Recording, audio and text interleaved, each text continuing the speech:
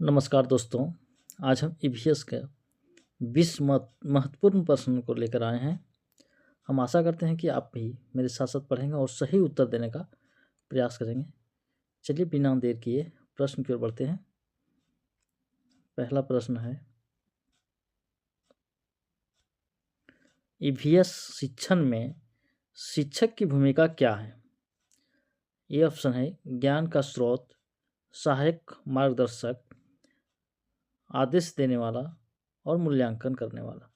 तो इसमें देखते हैं राइट आंसर होगा, तो राइट आंसर ऑप्शन बी, सहायक मार्गदर्शक। चलिए नेक्स्ट क्वेश्चन पे बढ़ते हैं।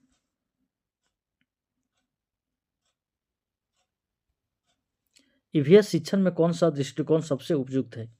ऑप्शन ए एकल विषय दृष्टिकोण, ऑप्शन बी समेकित दृष्टिकोण, ऑप्शन सी भाषा दृष्टिकोण और ऑप्शन डी गणितीय दृष्टिकोण।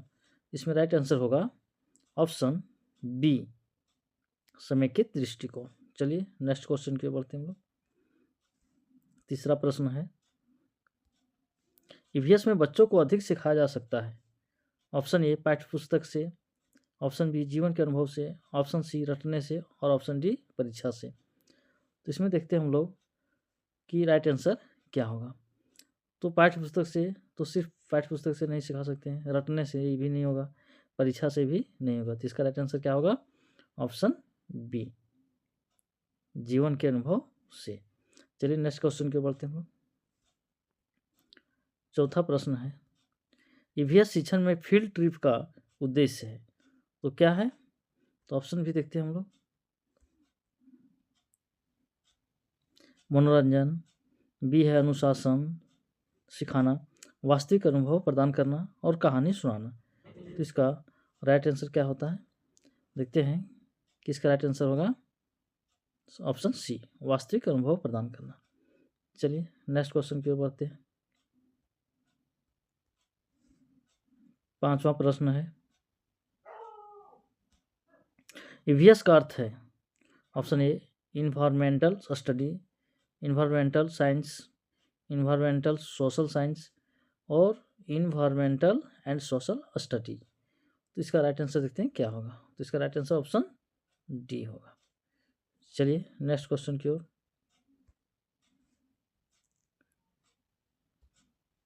ईवीएस शिक्षण में कौन सी विधि सबसे प्रभावी मानी जाती है? ऑप्शन ए है व्याख्यान विधि, बी प्रोजेक्ट विधि, सी प्रश्नोत्तर विधि और डी तर्क विधि। इसका राइट आंसर देखते हैं क्या होगा। तो इसका राइट आंसर होगा प्रोजेक्ट विधि। ठीक है, ऑप्शन बी। चलिए नेक्स्ट क्वेश्चन बढ़ते हैं।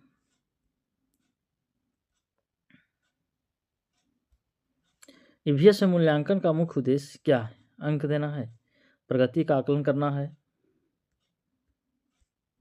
और भी ऑप्शन है, बच्चों को डराना है, परीक्षा पास करवाना है। तो इसका राइट आंसर क्या होगा? ये देख लेते हैं कि ये परीक्षा पास करवाना नेगेटिव है, बच्चों को डराना ये भी नेगेटिव वर्ड है, और भी अंक देना तो ये भी राइट नहीं है। तो इसका राइट आंसर होगा ऑप्शन बी, प्रगति का आकलन करना। ठीक है, चलिए नेक्स्ट क्वेश्चन की ओर बढ़ते हैं हम लोग।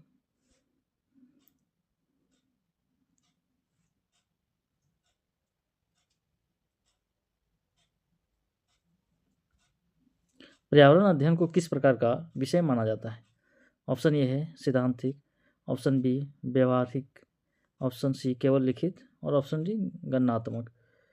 तो इसका राइट आंसर क्या होगा? तो राइट आंसर इसका होता है व्यवहारिक। ठीक है, ऑप्शन बी। चलिए नेक्स्ट क्वेश्चन बढ़ते हैं। 9वां प्रश्न है, ईवीएस में ऑब्जर्वेशन का अर्थ है?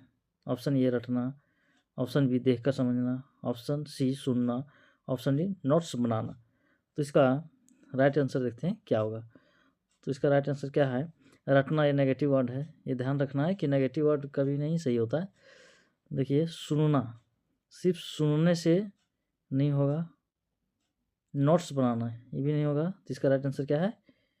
बी, 9 का बी राइट आंसर, देख कर समझना। ठीक है, चलिए नेक्स्ट क्वेश्चन 10वां प्रश्न देखते हैं। ईवीएस में डिडक्शन मेथड से क्या लाभ है। ठीक है, ऑप्शन ये है बच्चों में विचारशीलता बढ़ती है, शिक्षक को आराम मिलता है, समय कम लगता है, बच्चों को याद करवाना आसान होता है। तो इसमें देखते हैं कि राइट आंसर क्या होगा। तो इसका राइट आंसर होगा ऑप्शन ये, बच्चों में विचारशीलता बढ़ती है। ठीक है, चलिए नेक्स्ट क्वेश्चन पे बढ़ते हैं हम लोग।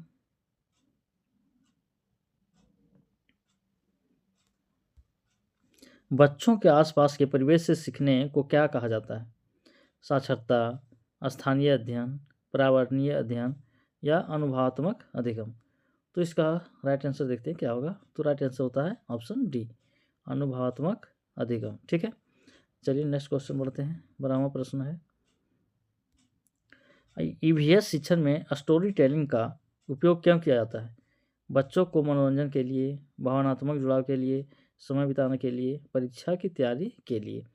तो इसका राइट ऑप्शन होगा ऑप्शन बी, भावनात्मक जुड़ाव के लिए। चलिए नेक्स्ट क्वेश्चन की ओर बढ़ते हैं हम लोग। पर्यावरण अध्ययन में बाल केंद्रित शिक्षा का तात्पर्य है, शिक्षक मुख्य है, बालक मुख्य है, पाठ्य पुस्तक मुख्य है या फिर मूल्यांकन मुख्य है। तो इसका राइट आंसर होगा ऑप्शन बी, बालक मुख्य है ना, बाल केंद्रित मतलब बालक। ठीक है, नेक्स्ट क्वेश्चन पे बढ़ते हैं हम लोग। 14वां प्रश्न है, एक्टिविटी बेस्ड लर्निंग का अर्थ है केवल रटना, क्रियाओं द्वारा सीखना, सुनकर सीखना, लिखकर सीखना। तो इसका राइट आंसर क्या होगा, देखते हैं इसमें से पॉजिटिव वर्ड कौन सा है। तो केवल रटना नेगेटिव हो गया, सुनकर सीखना ये भी नेगेटिव में ही आएगा, लिखकर सीखना ये भी नेगेटिव आएगा। तो सबसे अच्छा ऑप्शन हमको देखने में लग रहा है क्रियाओं द्वारा सीखना, यानी करके सीखना। ठीक है, चलिए नेक्स्ट क्वेश्चन पे बढ़ते हैं हम लोग। पर्यावरण अध्ययन में समूह कार्य से क्या लाभ होता है। ऑप्शन ये है प्रतिस्पर्धा बढ़ती है, सहकारिता विकसित होती है, अनुशासन घटता है, समय व्यर्थ होता है। तो इसमें हम लोग देखते हैं कि नेगेटिव वर्ड क्या है और पॉजिटिव क्या है। तो प्रतिस्पर्धा है ना, प्रतिस्पर्धा बढ़ती है तो ये भी नेगेटिव में आता है, अनुशासन घटता है तो ये भी नेगेटिव होगा, समय व्यर्थ होता है ये भी नेगेटिव। इसका राइट ऑप्शन हम लोग देखते हैं सहकारिता विकसित होती है। ठीक है, यानी 15 का बी राइट ऑप्शन। चलिए नेक्स्ट क्वेश्चन बढ़ते हैं हम लोग। 16वां प्रश्न है,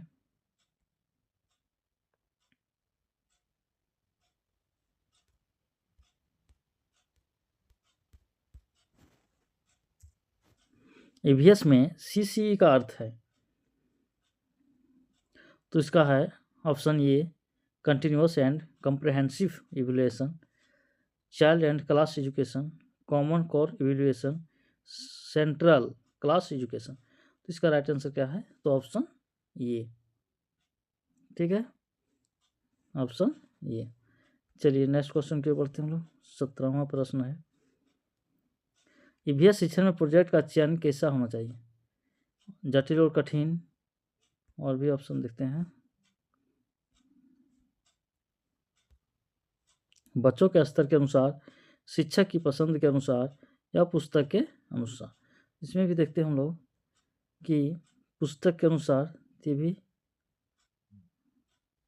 नहीं होगा, बच्चों के स्तर के अनुसार है ना, शिक्षक की पसंद के अनुसार भी नहीं होगा। तो इसका राइट आंसर क्या होगा, ऑप्शन बी। ठीक है, चलिए नेक्स्ट क्वेश्चन की ओर बढ़ते हैं हम लोग।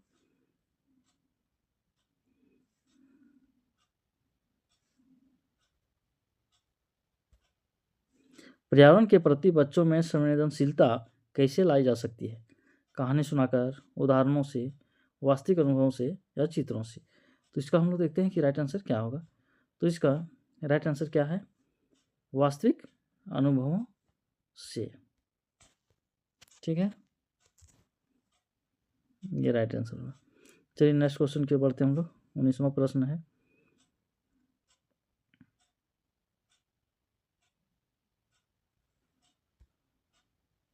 ईवीएस विषय में थीम बेस्ड अप्रोच का अर्थ है एक ही विषय पर आधारित शिक्षण, विषयों का मिलकर शिक्षण, केवल पर्यावरण सिखाना, केवल समाज सिखाना। तो इसमें भी देखते हैं हम लोग कि केवल शब्द जहाँ वो नेगेटिव हो गया, केवल शब्द नेगेटिव हो गया, अब एक ही विषय, ये भी एक ही विषय नहीं होता कभी भी, है ना, अलग अलग विषय का जानकारी होना ज़रूरी होता है।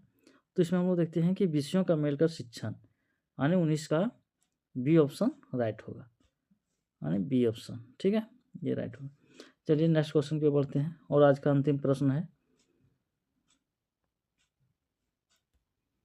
पर्यावरण अध्ययन सिखाने का मुख्य उद्देश्य क्या है?